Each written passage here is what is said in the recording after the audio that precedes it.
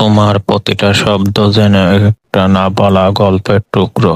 ভালোবাসা হারিয়ে যাওয়া, আবার ফিরে আসা, জীবন বদলায় কিনা সেটা হয়তো সময় বলে দেবে। কিন্তু তুমি যে এখনো বেঁচে আছো সেটা তো সবচেয়ে বড় সত্য। বেঁচে থাকা মানেই তো অনুভব করা, কখনো দুঃখ, কখনো আনন্দ, কখনো নিঃশব্দ কেঁদে ফেলা, আবার কখনো প্রাণ খুলে হেসে ওঠা। ভালোবাসা বিনিময়, সেটা কি সত্যই দরকার? ভালোবাসা তো শুধু দেয়া আর পাওয়া খেলা নয়, এটা অনুভব, গল্প, চোখের ভাষা, না বলা কথা। সঙ্গী আর তুমি বলছো কেউ তোমার মতন অন্যরকম। তুমি কি জানো, অন্যরকম হওয়াটাই তো আসল।